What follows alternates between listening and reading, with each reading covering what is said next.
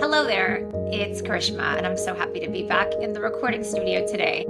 It's been quite the remarkable few weeks. My family and I just came back from a 2-week trip to Dubai and then Greece. And I wanted to talk about the miracles that happen when we allow ourselves to step into who we really are and create our own story.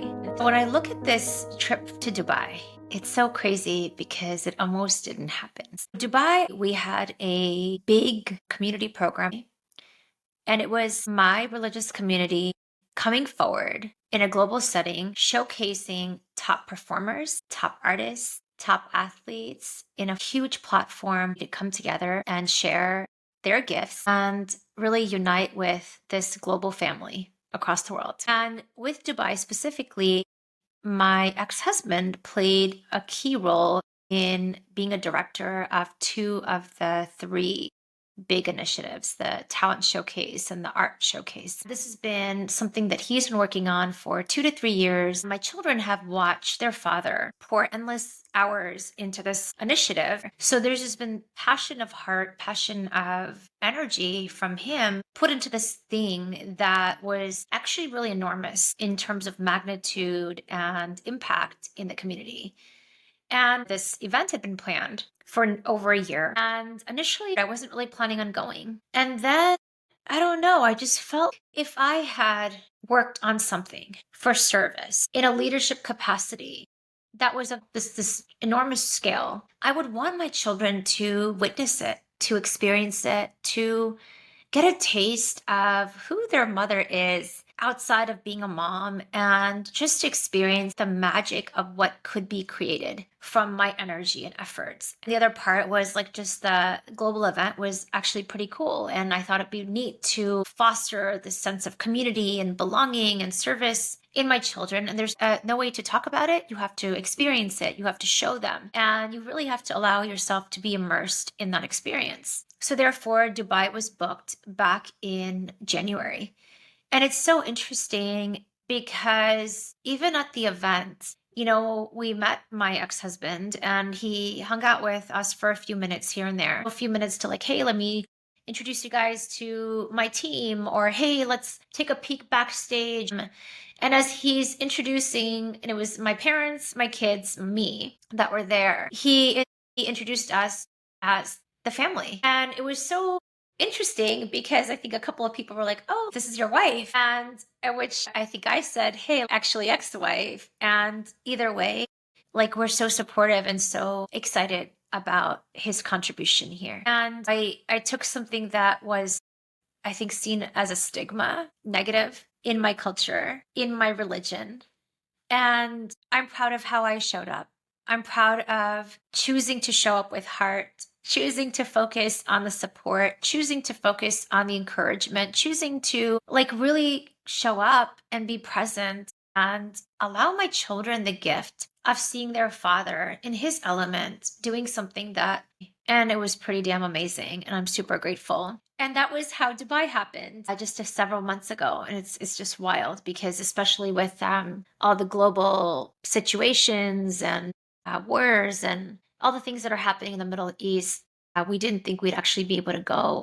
And we did. The other thing is I wanted for me to step out of my comfort zone, just really show up with courage and heart and presence. And it was interesting because, as we were going through our arrangements for hotels, accommodations, etc., we realized, because there were 5 of us, every time we would Uber, we would essentially have 2 Ubers just because of the number of people. So I decided to rent a full-size SUV, almost like a truck, and I decided to drive in Dubai. It's so crazy because my ex-husband and I lived in Dubai 15 years ago before we had children. And the roads were crazy. The traffic was crazy. The construction's crazy. They're always, doing new construction in Dubai. You have all these people from the third world that come to Dubai and they become Uber drivers, taxi drivers. And it's like you're driving in what looks like a civilized nation, but like with people that are from the third world that drive like they're from the third world. So I decided to be the driver in this and have my parents and my children. And it was so crazy. And it was so fun. And it's so funny because I look back and the most amazing times were probably when we were in the car together and we were getting lost. And I had my Google Maps on, which worked in Dubai, and it would say make a right turn. I would identify name of a street, but the name of the street didn't match the name of the turn, or would say make a right turn, but there were three right turns, and I didn't know which right turn, and then I would miss the turn, and then it would take me on this massive roundabout, and then just to get to the other side of the highway to make a U-turn, it would be another 10 to 15 minutes. So it consistently took us longer than we expected, and we had a blast. And, I think for me, my success in this is my ability to stay calm, my ability to stay present. Like I had this air of like, you know what? What's going to happen is going to happen. There's nothing I can do to control timing. There's nothing I can do to control traffic. There's nothing I can do to control anything. I'm just going to be present, and I'm going to just chillax, practice calm and patience, and just enjoy the ride, literally and figuratively. The moments in the car in Dubai were probably like some of the most fun moments, because as I'm like getting lost after lost after lost, and it just happened, each child would take turns helping me navigate and helping me stay on track, which again was impossible just given the nature of the situation. The child in the back was like taking selfies of my father, who would like crash every time we got in the car. So there's all these sleeping selfies with grandfather. And then they're in the back seat getting views of the Burj Khalifa and these ginormous, beautiful skyscrapers and just amazing view of what is downtown Dubai, which is where we stayed. And like they had a blast, they were giggling. And I actually had fun and I was giggling. And then I was just proud of myself for like being able to drive this monstrosity in the Middle East and do it peacefully and have fun and safely and all the things. It was such a huge win for me personally. And, I just like, I see my mother and she's in her 60s and she's lost the confidence to be able to like drive more than 30 minutes away or to get on the highway and drive. And traffic isn't even that crazy in Dallas, but I don't want to lose that thing. And I want to have that confidence to be mobile, to be independent, to be able to go anywhere and have fun and just like enjoy the moment. And we really, really did. And it was so much better than being into Ubers and whatnot. So that was Dubai for us. Fast forward, Greece. So Greece was interesting. We actually had booked Dubai for about 12 days initially. As I looked at the schedule, I was like, this is really crazy. It's such a long time. And I knew what the event kind of structure would be, and long days and convention type setting, day after day after day. And we were like, well, what happens if we like squeeze another mini trip within our Dubai trip? Like, is that possible? We'd actually talked about going to Greece. And Greece specifically is a place that I went 15 years ago before I had children. It's a place I've always wanted to go back. I have this huge picture of Santorini in my living room. Like, it's just a beautiful place and it's gorgeous. And my parents actually have been pushing me to go to Greece with them and take the kids with them since last summer. And then my boyfriend and I also wanted to go to Greece. And I was like, I wonder if there's a way to see if we can squeeze in Greece in between Dubai. Like, what would that look like? And when I looked online, it's literally 4 hours away from Dubai was Greece. And we just decided to go to Greece for 6 days. And so parents wanted to go, kids wanted to go, kids are excited.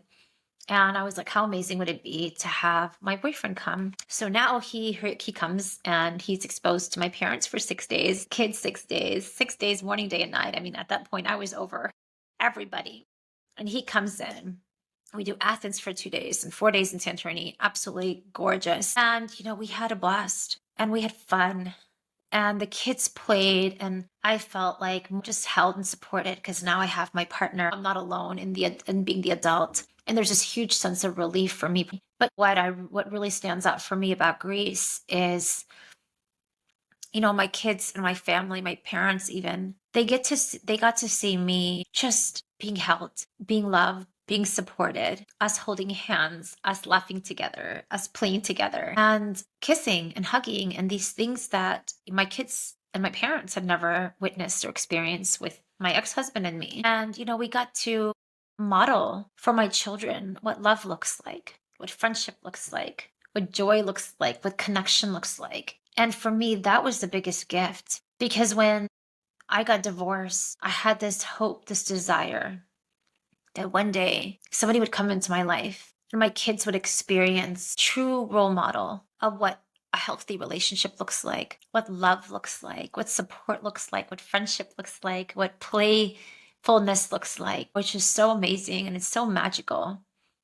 And, for me, this whole trip is what I imagine is possible when we let go of our old stories. We let go of the drama. We accept people as who they really are. I stopped trying to control my ex husband. I couldn't control my kids. I couldn't control my parents. I couldn't control anybody. And all I could do was try to do what I could do to maintain my peace, to try to get rest, to try to eat well, to do what I could do to maintain my energetic state so I could be in a state of joy, so I could be in a state of fun, so I could be in a state of presence. It's so crazy because, never had I imagined that we would just pick up for 2 weeks, my family and me, and just go off overseas for this epic, incredible trip and just have all the blessings that we did because of just choosing to be here right now. And my parents are aging. My mom's in her mid 60s and she's got sciatica pain and back pain, just health stuff coming up. And my dad's 72 and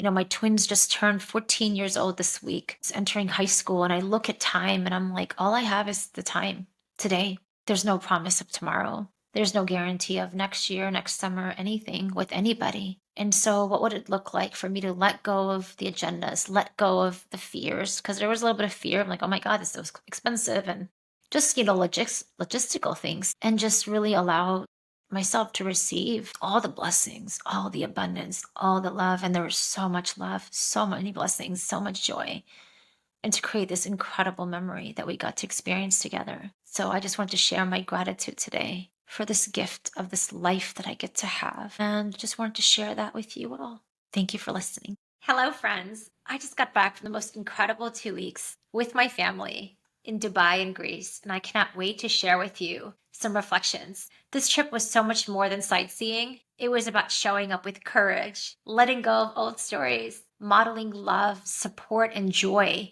for my kids. From chaotic drives in Dubai to magical moments in Santorini, I discovered that patience, peace, and embracing uncertainty can be some of the most powerful tools for creating a life full of connection, abundance, and gratitude. Let's dive in.